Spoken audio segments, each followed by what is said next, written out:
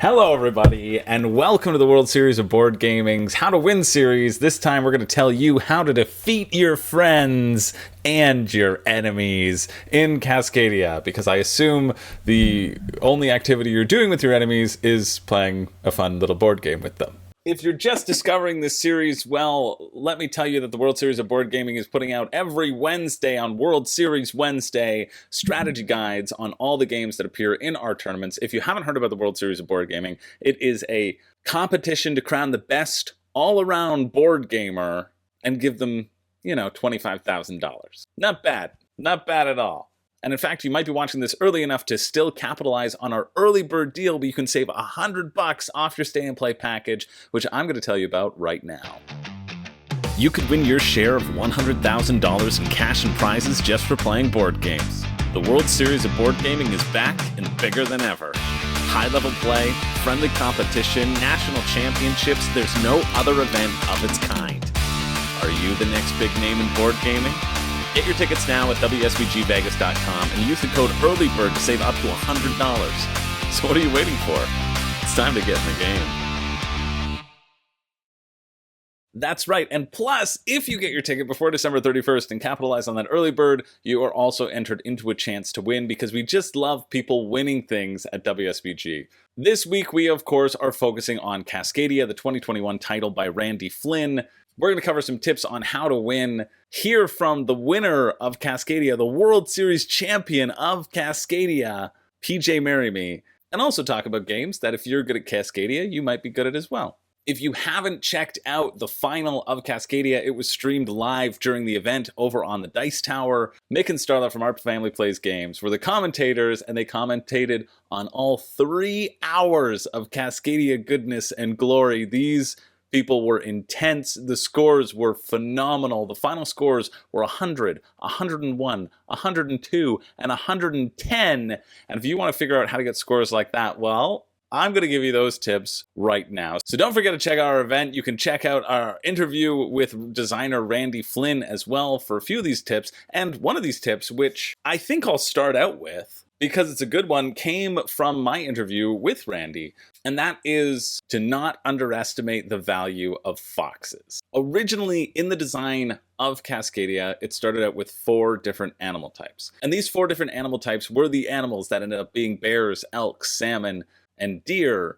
But through the development process, a 5th animal was added, the versatile 5th animal that seems like it isn't any good at all, but is actually incredible, and those are the foxes. And it's hard to realize the value of the foxes. If you look at the cards of Cascadia, blown up in front of me right here, you'll see that 3 bears gets you 8 points. 4 elk gets you 13 points. 8 hawks gets you 28 points. And so all of those large numbers of points, and 1 single fox gets you 3 points? Pathetic. When really a fox, 1 single fox could garner you up to 7 points, which when you divide this 28 by 8, you're looking at 3.5 points. When you divide the elk 13 divided by 4, you're looking at 3.25 points. And so the fact that a fox can almost get you double those points in the right circumstances, in fact, exactly double, 3.5 times 5, should show you the value of those foxes. Foxes are often very underutilized because people don't understand how powerful they can be, and because they're more situational, they're more one-off. They're less likely to be grouped together with all of their scoring conditions, and they score based upon the other animals that you have. So you couldn't just draft all the foxes with your 20 tokens and have a good game. In fact, it would probably be very bad. But not underestimating the value of the foxes, making sure that you incorporate some foxes into your structure is integral when you want to try to reach those high points. That was sort of a mind-blowing thought to me when I first learned the game and realized this because of my initial impressions of the game, thinking that foxes really weren't worth much at all. So that knowledge kind of blew my mind. The secret might be out by now, but in case you haven't heard of it, respect the foxes, okay? They're doing their best for you. And their best is quite good. Now, I'm going to use this picture on Board Game Geek as an example because this represents sort of a finished product, a finished map here. You can see that there are 20 tiles placed down, but I want to picture this as if the top half of the map weren't there and see if you can spot out what the error might be. if the top half of their map didn't exist and they were drawing tokens right now, they've put themselves into a very difficult situation. And this is tip number 2, something to be continuously aware of is managing your existing animal availability. And what I mean by that is you'll see, just based upon the tile choices and based upon the priorities of tile terrain that this player has given, this player would basically have one good move in their arsenal, and that would be to place a bear. They would need to do a bear pair. Putting it down an additional elk wouldn't really matter because they've already hit their elk limit. Putting down a salmon would just start another salmon run, which could be okay, but they already have one already. Basically, the choice here, they've limited themselves in terms of the animals that they can pick. And that's something that you don't want to do in Cascadia. Now, there's always the chance that the tile that you pick could match up perfectly with the animal that's associated with it, and you could put that into your tableau in a fantastic spot, but then you'd still be left with the same problem. Having that flexibility and having that maneuverability, especially at the beginning of the game. Now, of course, this is the end of the game, so they were planned out pretty well. They actually said, completed solo scenario 10 with an incredible new score of 111. That's better than anybody at the Cascadia finals.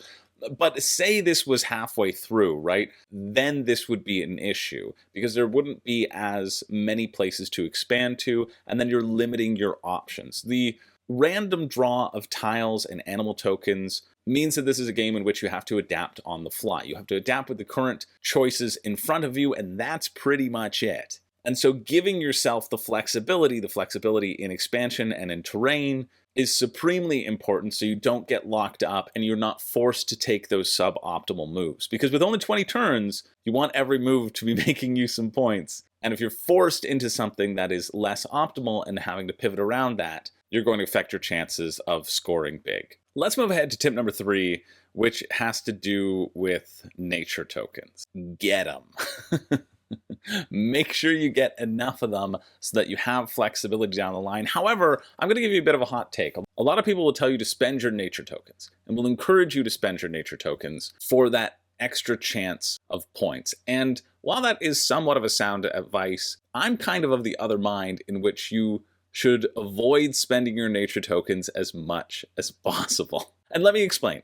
You should only spend your nature tokens if you are doing so with a really informed choice. And what I mean by this is there are 83 tiles in Cascadia that will get used, 85 total tiles in the components, but there are 100 animal tokens, 20 of each. That makes it a very easy number to keep track of. And so if you are ahead in points, sometimes you have the flexibility not to spend those nature tokens, especially if your probability of drawing the token that you need from the bag is low. Continually surveying the board and paying attention to what animals are on other people's mats is important. If you see that all 3 of your competitors are going for bears and have a lot of bears on their mat, the amount of bears in the bag will be much fewer. And so taking into account what round you're on, the amount of tokens left in the bag, and the probability of drawing that specific token that you need, those are all things that need to factor in before you roll the dice. And you can roll the dice. Sometimes pulling out the right token will give you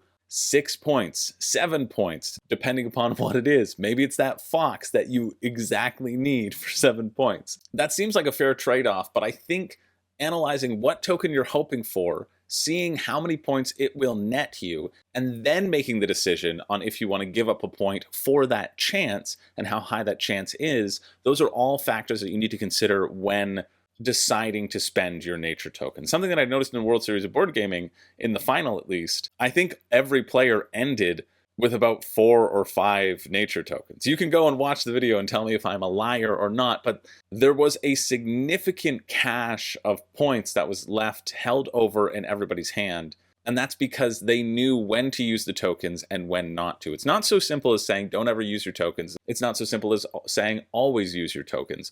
It's making an informed decision about the probability and about the luck that is needed to draw that perfect piece and how much is it worth to you. And speaking about paying attention to what other people have on their boards, this is tip number 4 that I took directly from watching Cascadia and watching our leader just run away with the game with hawks and his placement of hawks and all the different hawks that had sightlines between each other, is that it's your responsibility to block the cascading nature of the person to your left's board. If you see that the person to your left has got a huge setup and is going for hawks or is going for a big elk ring and is about to complete it and get those huge points, this is where that hate drafting can come in. I do love Cascadia because there isn't a lot of hate drafting. It's a lot of paying attention to your own personal supply and optimizing your own moves to get your best score. Generally speaking, if you're going to take something away from someone, hopefully it benefits you in an equal regard so that the other two players around the table don't benefit. But know that it'll generally come around to the person right before the threat to block that person and to block that person's moves. And so paying attention to your neighbors and what they've collected, not only in terms of how many of that animal is still left out there and if it's even viable to try to make sets with it, but sometimes denying a player that key piece, if you can chain it into a set for yourself, can pay dividends and turn the tide of battle. And finally, the last thing to consider, this is actually a good score pad as an example. The last thing to consider is to consider the breakdown of points. And I'm not talking about the animals. The animals will score in their various ways, but I'm talking about remembering the landscape tiles, the terrain tiles, and remembering how many points on average in a game they're worth. I always find it's sort of 50% of the points garnered from your animals is represented in the landscapes. Because if you think about it, most landscapes have 2 terrain tiles on them. You're going to be drawing 20 tiles. At maximum, this score down here could be a cool 55 points. If everything went your way, if you did not put a tile out of place, you somehow managed to link all 5 of your groups in one placement, and win majority in all of these things. This is an outlandish statement that I'm making, but I'm just making it to make a point. You could get a total of 55 points here.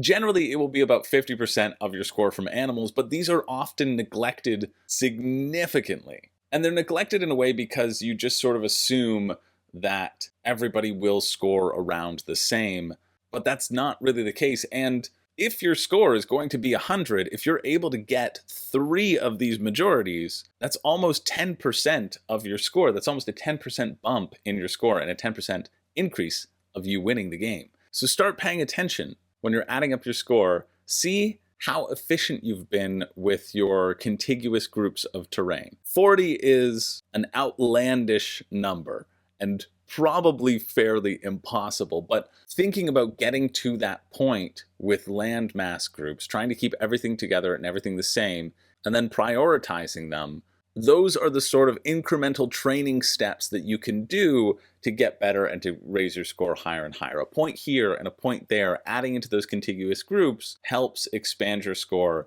and gives you a higher chance of winning. So those are my 5 tips for winning, but I want to run a little bit interview with our Cascadia winner right now, who talks about his World Series of Board Gaming experience, gives a few little tips, and also will have more tips for viewers in a following video. So stay tuned to find out all about that. Hey guys, this is PJ Maramy. I was the 2023 Cascadia ring winner, and yeah, I hail from sunny San Diego. When I was at that final table, I was both really happy and really sad to see a certain animal scoring card come out that was Hoxie. For people who haven't played Cascadia before, Hoxie is so above and beyond broken. Like, you can score an insane amount of points with it if you know how to use it right. So when I saw that come out, I was like super stoked because I have a lot of experience using it, but I was last. So I was worried people were going to snap up all my precious hawks before I could get to them. But then none of the other people at that table committed to hawks nearly as hard as they probably should have. So that led to me just basically hoarding all of the hawks, taking all those, and actually pulled off what I affectionately call the Wheel of Death in Cascadia, which is basically you set up a hexagon of hawks across the board with 1 in the middle, because they score points for every like direct line you can draw between them. So doing that is just like maximum efficiency, and I scored like a bajillion points with those hawks. So that definitely was like what gave me the win in that final game. Yeah, so going into the World Series of Board Gaming, I didn't think I was going to win a ring at all, but I thought if I did win a ring, it was going to be in Cascadia. I definitely practiced that one by far the most. I probably played close to 30 games of Cascadia, just studying and prepping, mostly by myself because my friends were pretty busy.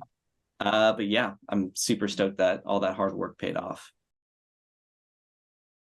I didn't attend very many board game conventions before going into WSBG. I've always been kind of like the person to be in like my friend group. And so like I'm good at games, but I didn't know I was that good at games until like I did surprisingly well in that tournament. I gave myself like I think a 4% chance, like optimistically, of getting a ring, but in retrospect, maybe that was a bit higher. But the experience itself was super helpful just in terms of like really playing with high level people. It forced me to like consider things that honestly in a regular game I'd be way too lazy to even like bother thinking about. But you do have to kind of think like super far in advance with, you know, the better and better people that you're playing with. So, and everyone there was super nice and friendly, and I was ecstatic because sometimes there can be kind of this negative image of like super hardcore board gamers where they're like kind of antisocial and anti-friendly, but every single person I met was, you know, amazing. So for me personally, the person who convinced me to go was my girlfriend Zoe. She had a lot more confidence in me than I had in myself, and she was really the like driving factor to like, you know, get me to participate in WSBG. If you're on the fence about it, let me just say that there's probably gonna be like 40 people playing Acquire next year. So if you want an easy ring, just go ahead and sign up for that. Not really. It'll be tough, but don't count yourself out. Like, you know, you don't even necessarily need to win like the whole thing to have a good time there. Like I went in thinking like there's no way I'm gonna get a ring. I ended up with one, so I was wrong, but I was, you know, ready to just have a good time. Like it's just like any other board game convention. It's a lot of fun to play these games. You get to see these games played at a high level. You get to, you know, be a part of that. And it's super interesting just playing board games in that kind of way. So if you are on the fence about it, I would definitely recommend like give it a shot. You could win some money. Who knows? Totally could happen. But at the very least, you're gonna have a fun time. You'll get a chance to meet all these amazing celebrities, maybe win a table in a raffle. There's lots of upsides to it for sure. I got a BGA subscription as part of like winning, like being a ring winner. And BGA has been super helpful for just like trying out a whole bunch of different games.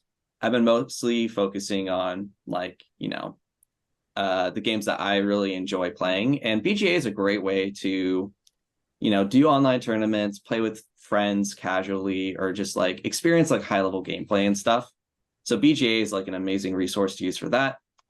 And I would just say like watching videos and stuff. Like when I was studying for Cascadia, I was actually trying to find good strategy videos, but there weren't really any existing at the time. I'm actually working on one like right now myself that will probably go up soon. But and the WSBG page also has like some strategy videos in the works that you could definitely use those as a resource to learn the game. So I would say if you're fairly like, if you like board games and you don't mind learning stuff, watching those videos will put you in a pretty solid position to win like a good amount of money. And even if you don't, it's fun. So it's kind of a win-win there. Yeah, so right now there's three that are pretty locked in. Cascadia, obviously, I'm going to play that again. I can't not play that one. Unfortunately, a lot of the games I played last year are all on the Cascadia day, so can't do Terraforming Mars or like Castles of Burgundy again. I'm going to do Wingspan most likely. And then Earth is another game I've been playing a lot. It's a lot of fun. And then for my last game, it's either going to be Lost Ruins of Arnak, which is a game I think I would like in theory, but I haven't played it enough to know if I'm actually good at it. Or it's going to be Raw, which is a fun game, but little salt in the wound. That's a game that knocked me out of the semifinals. So I'll have to see if I want to actually revisit that. But yeah, that's my tentative lineup right now. Oh yeah, it's a very like tactical game that kind of requires you to be familiar with the 200 cards in the deck, which is That's kind of like the kind of game I like to gravitate towards, just because I like games where you can't plan that far in advance and you kind of have to be reactive and flexible in like your strategies. So you can kind of see Yeah. that in like all the games I picked. I'm too small Amazing. brain for Brass Birmingham and Arc Nova. Not doing that. Thank you so much to PJ for talking about WSBG, sharing your tips, and in fact, that video that PJ mentioned is live right now, and it's a great video, especially this bonus tip at the end where PJ talks about the difference and the breakdown of the types of animals and what terrains they will land on. This is such valuable, valuable information. I'll link down to that in the description below. But this is what I love. This is what I love. This is what I love about the community, about World Series of Board Gaming. This is a person who came and competed and is not interested in keeping all of their secrets to themselves. No, they're interested in building up the board gaming community and helping people out and sharing strategy and just talking about elevating all of our games in this hobby that we love so that we're all better competitors and so that we're able to put board gaming on the world stage, putting board gaming on the map, dethroning poker as the tabletop game that people play. No, we're bringing our tabletop games to the world. I think it's just such a wonderful environment, and thanks again to PJ for sharing all those tips and sharing that experience. And so to finish off, I've got two things. I love that idea that PJ mentioned in his interview about tactical games where you have to react on the fly. I think that's so intrinsic to what I love about board gaming. And I think that's worth highlighting, that if you like those sorts of games and you haven't played Cascadia, you should check it out and delve a little bit deeper. There's a reason why it won the Spiel des Jahres, because it gives that replayable tactical experience with depth, but not one that can get overwhelming. So I think that's really cool. And if you have games like that, if you play any of the other games like Verdant or Calico, you should feel right at home with Cascadia. I think Earth is a good recommendation from PJ as well. I think people who play and enjoy deck builders should also find those skills applicable with Cascadia in terms of having a set thing and doing the best that you can with that set bit of information. So that's how to win Cascadia. Those are some tips. There are more tips in PJ's video down below. And I think I'm going to finish this series moving forward by highlighting all of our winners and putting their winning speech on display, because PJ's was one of my favorite from the event. So thanks for watching. We'll turn it over to the winning speech. Don't forget to get your early bird tickets now. You're running out of time to save yourself $100, and you know you're going to do it anyway. You know you're going to enter into that Acquire tournament because you got a good chance at it. Right? You might as well save yourself $100, get entered into our chance to win it all back, to get cash at the event, to go out for a nice dinner at the event with our 3-star draw, and just have yourself a great time. And I want you to save that money. I want you to save that money now so that down the line when you decide that you want it, you aren't kicking yourself thinking that you could have spent that extra $100 on board games. So get your tickets. I'll see you in Vegas. And who knows, maybe next year, this could be you winning a ring. Take care, everybody. Oh,